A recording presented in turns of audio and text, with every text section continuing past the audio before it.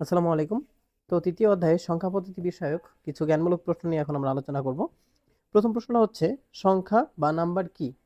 তো সংখ্যা বা নাম্বার কি অথবা সংখ্যা কাকে বলে এরকম প্রশ্ন যদি হয় সেক্ষেত্রে আমরা আলোচনায় জাস্ট সংক্ষেপে এই সংখ্যাটা দিতে পারি যে এক বা একাধিক অঙ্ক যখন কোনো নির্দিষ্ট মান প্রকাশ করে তখন তাকে সংখ্যা বলে। একটা জিনিস মাথায় রাখতে হবে, এই যেমন ৭ তারপর হচ্ছে ১০ এগুলা কিন্তু এমনি জাস্ট কিছু ডিজিট দিয়ে আমরা কোনো একটা মান প্রকাশ করছি, হ্যাঁ? তো অঙ্ক দিয়ে মান প্রকাশ করা হয়েছে ৭ একটা অঙ্ক, তারপরে যে ১ একটা অঙ্ক, ০ একটা অঙ্ক, এই অঙ্কগুলো একত্রে একটা বা একাধিক দিয়ে আমরা কি করছি নির্দিষ্ট একটা মান প্রকাশ করছি। এখানে যেমন আছে ৭টি মহাদেশ, এরপর আছে হচ্ছে ১০ টাকা।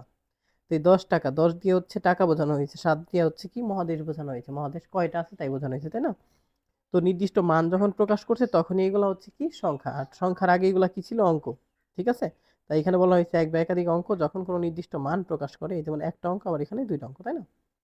এক বা একাধিক অঙ্ক যখন কোনো নির্দিষ্ট মান প্রকাশ করে তখন তাকে সংখ্যা বলে। তো এর পরের সংখ্যাটা আসি, ২ নম্বর প্রশ্ন হচ্ছে সংখ্যা পদ্ধতি কাকে বলে। এবার আসি সংখ্যা পদ্ধতি। তো মূলত সংখ্যা পদ্ধতি মানে হচ্ছে সংখ্যা প্রকাশ করার পদ্ধতি। এখানে দেওয়া আছে কি নির্দিষ্ট প্রতীক বা চিহ্ন দ্বারা কোনো সংখ্যা প্রকাশ করার পদ্ধতিকেই মূলত সংখ্যা পদ্ধতি বলে। অর্থাৎ সোজা কথায় বলে আমরা সংখ্যা কি দিয়ে প্রকাশ করি, নির্দিষ্ট কোনো চিহ্ন বা অঙ্ক থাকে, তাই না?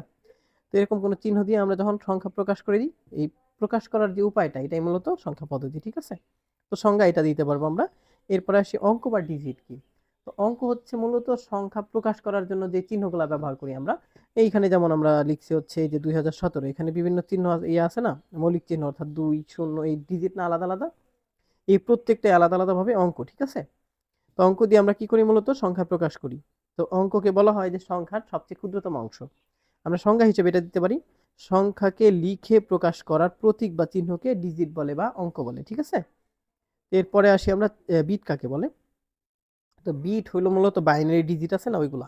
তো কম্পিউটারে ব্যবহৃত ডেটার সবচেয়ে ক্ষুদ্রতম অংশ হলো বিট, অথবা আমরা শর্টকাট লিখতে পারি যে এটা বাইনারি সংখ্যার প্রতিটি অঙ্ককে বিট বলে। অর্থাৎ বাইনারিতে যে ০ ১ থাকে প্রত্যেকটা এক একটা বিট। তারপরে আসতেছে হচ্ছে নিবল কি।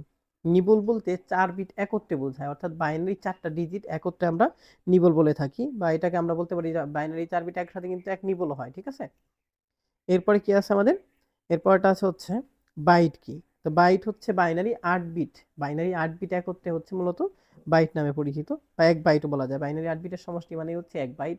এই বাইটের আরেকটা নাম বলা যায় মানে একই সংজ্ঞা, সেটা হচ্ছে ক্যারেক্টার। ক্যারেক্টার, বাইট, অক্ষর, বর্ণ এগুলো সেম সংজ্ঞা। এই যেমন এরপরে আমরা দিয়ে রাখছি হচ্ছে ক্যারেক্টার বা বর্ণ কি। তো ক্যারেক্টার বা বর্ণ, এখানে বর্ণ বানানো মূর্ধন্য হবে। দেখ, ক্যারেক্টার হচ্ছে এক বাইট সমান এক ক্যারেক্টার। আমরা কিন্তু এমন ভাবে বলতে পারতাম যে ৮ বিট সমান এক ক্যারেক্টার, তাও হবে। ঠিক আছে, মানে বাইটের বিকল্প নামই হচ্ছে ক্যারেক্টার। এরপর আসতেছি গুরুত্বপূর্ণ একটা সংখ্যা, সেটা হচ্ছে বেস কি। তো বেস বা ভিত্তি হলো কোনো সংখ্যা পদ্ধতিতে ব্যবহৃত মোট মৌলিক চিহ্ন।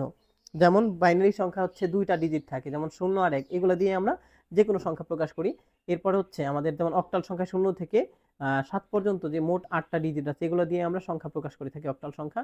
তো প্রত্যেকটা সংখ্যা পদ্ধতিতে এমন বেশ কিছু মৌলিক চিহ্ন থাকে, এই সবগুলা মিলে মোট কয়টা আছে সেটারই বলে হচ্ছে তার বেস। তো এখানে দেওয়া আছে কি, আমরা একটা সংজ্ঞা দিছি, কোন সংখ্যা পদ্ধতিতে ব্যবহৃত মোট মৌলিক চিহ্ন বা অঙ্কের সমষ্টিকে ওই সংখ্যা পদ্ধতির ভিত্তি বা বেস বলে। ঠিক আছে, বেস বা ভিত্তি একই সংজ্ঞা। যেমন দশমিক সংখ্যার ভিত্তি হচ্ছে ১০, অক্টালের ভিত্তি ৮, এগুলা। তো এটা আশা করি কারো সমস্যা নেই। সংখ্যাগুলো সবাই লেখেন, লেখার পর একটু মুখস্থ করেন, এগুলো খুবই গুরুত্বপূর্ণ, তাই মুখস্থ করা জরুরি। ক নম্বরে এগুলো আসে সাধারণত, হ্যাঁ।